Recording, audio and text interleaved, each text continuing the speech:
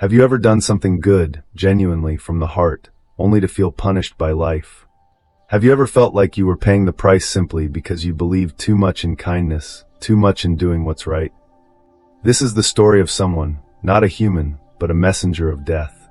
A being incapable of emotion, forbidden from feeling compassion. Until one day he saw 3 newborn infants, orphans, starving, curled beside the lifeless body of their mother. And for the first time, he couldn't complete his task. Because of that act of compassion, he was deemed guilty and cast down to the human world, with one condition: he must remain there until he laughs 3 times at his own foolishness.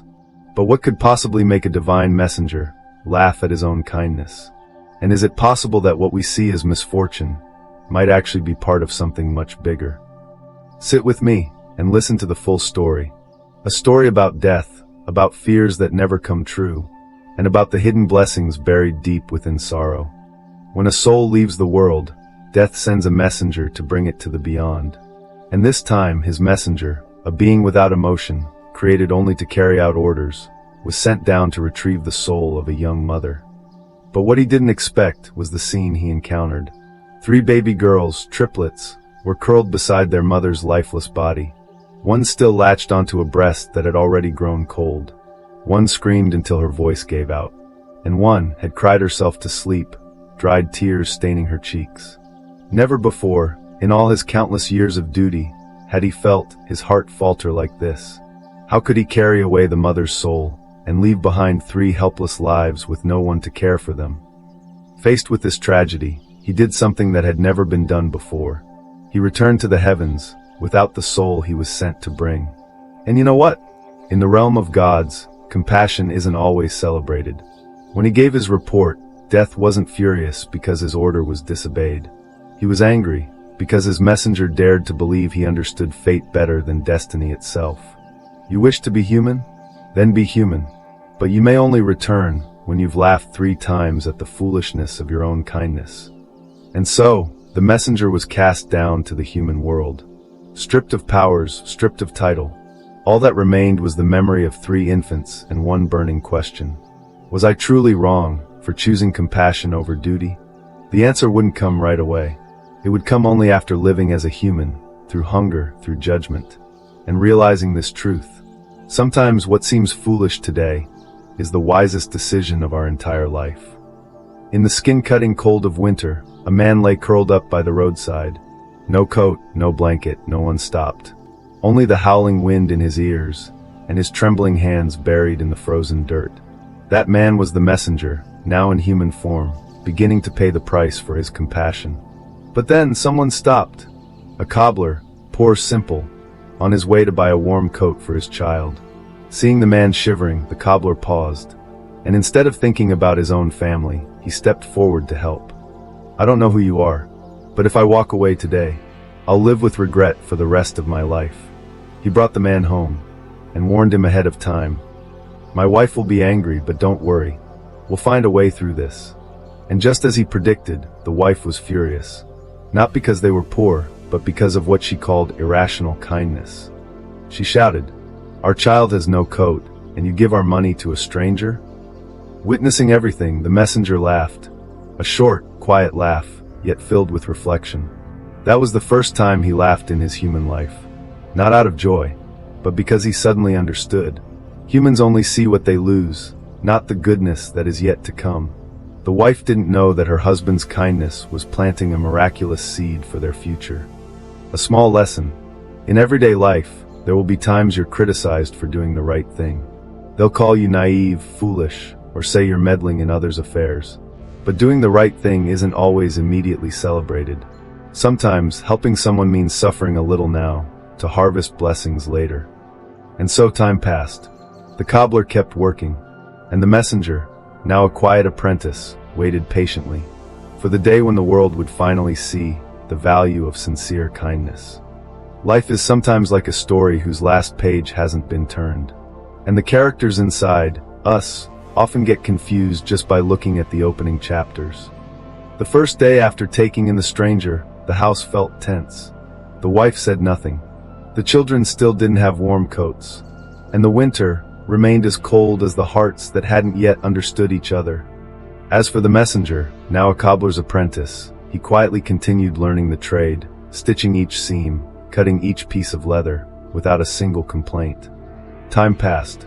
No one noticed at first, but the shoes made by the apprentice were strangely beautiful. Soft, durable, and fitted as if custom-made for each foot. Word spread through the village. That old cobbler's shop now has a magical hand working wonders. The shop flourished. Soon, the family had more than enough. The wife, who once scowled, was now the first to welcome customers, her hands busy taking measurements, her mouth constantly saying, "My husband sure knows how to spot good people." And in that moment, seeing the once grumbling wife cheerfully greeting customers, unaware that all their good fortune began with a tattered stranger, the messenger let out a laugh. The first one, a small lesson. We often react emotionally to short-term losses. But life, like a long equation, won't give you the right answer if you only look at the first few numbers. Good things take time to ripen, and kindness is always an investment that pays off in the long run. But the story didn't end there. A greater challenge was on its way. This time, not hunger or cold, but a wrong decision, one that could cost a life. After a bleak winter came a surprising spring. Thanks to the skilled hands of the apprentice, the exiled messenger, the small shoe shop in the corner of the market became known throughout the region. The story seemed to have turned a happy page, but fate still had one more test for them. One day, a royal servant arrived with a piece of rare leather. "Make a pair of shoes. Remember, shoes only, not sandals. This is the last piece of leather reserved for the king." The cobbler warned the messenger, "Be careful. There's only enough for one pair. A mistake could mean death." But when the box was opened, the messenger had made sandals, not shoes. "You'll get us both killed," the cobbler shouted. But instead of fear, the messenger laughed. For the second time. Just then, the servant burst in, face pale. "Quick! Don't make shoes anymore. The king has just passed away. We need sandals for the burial." A small lesson. There are moments in life when you plan everything down to the last detail. And then something happens, and it changes everything. And in that moment, you realize, all planning is meaningless without humility before fate. The messenger laughed, not out of carelessness, but because he finally understood. No matter how carefully you plan, destiny is always one step ahead. And what seems like a mistake can sometimes be strangely perfect. The longer he lived among humans, the more the messenger began to understand things he once never could. But one thing still haunted him. The 3 infant girls, left behind with their mother's body. Years had passed. Had fate led them astray? Sometimes we carry old worries in our hearts. Things we thought we had forgotten, but in truth, we just tucked them away into a quiet corner of our soul. Many years had passed since the day he was exiled. He had found peace, but there was one thing that still weighed on his heart. The 3 babies. What had become of them? Did someone take them in? Did they survive this harsh world? They had come to order shoes for their weddings. But when the messenger looked closely, his heart nearly stopped. It was the 3 little girls from that day. He asked the woman accompanying them, his voice trembling, "Are they your daughters?" She smiled gently. "Not by blood. I found the 3 of them as newborn orphans, lying beside their deceased mother. No one cared for them, so I took them home and raised them as my own.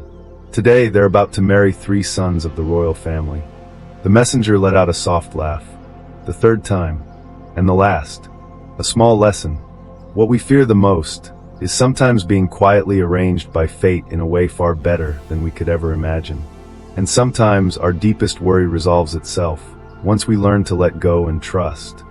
The messenger had finally learned his last lesson, that life follows its own rhythm, and the invisible hand knows when to intervene and when to step back.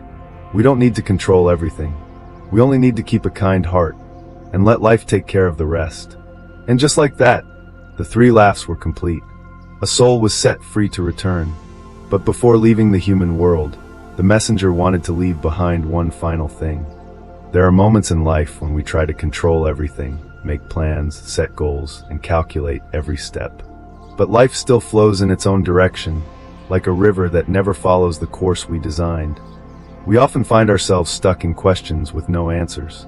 Why did that happen? What did I do wrong? Is there anything I can truly control in all this chaos? But as the story of the messenger shows, even the moments that seem like mistakes can be a perfect part of a greater plan. To explain clearly, the messenger once believed he was doing the right thing by leaving behind the 3 orphaned children with their mother. But for that decision, he was punished with a curse. And yet, through that very curse, he lived among humans, experienced compassion, learned about limits, and discovered truth. The very thing he tried to change became the thing that taught him the most. Real-life example. Think back to times when you suffered a loss, an opportunity, a loved one, a dream. But years later you realized, if that hadn't happened, I wouldn't have the life I have today. We often only see one small piece of our life's puzzle, but the universe sees the whole picture. And if we learn to let go and place trust in that flow, we may receive far more than we ever expected. The messenger's final laugh wasn't because everything ended perfectly, but because he finally saw the full picture, where every tear, every pain carried meaning.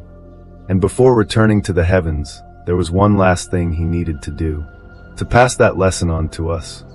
When the messenger saw the 3 girls, now grown, happy, and about to enter a new chapter of life, he didn't cry. He didn't say much. He simply smiled. And within that smile was an entire universe of understanding. Life doesn't always give us answers right away. Sometimes we have to walk through storms, through fear and loss, before we can look back and say, ah, so that's why. Like the messenger, we too have questioned, felt wronged, and tried to control everything. But in the end, the most valuable lesson we learn often comes from letting go and trusting. A final message. If today you're in the middle of a storm, if you don't understand why everything feels so hard, remember, you might just be in the middle of a story that hasn't finished yet. And who knows, one day, you too may smile like the messenger as you look back on it all with gratitude. Thank you for listening to this story. If it touched something in your heart, share it with someone who might need a gentle reminder. Because sometimes just one story is enough to change the way we see our whole life.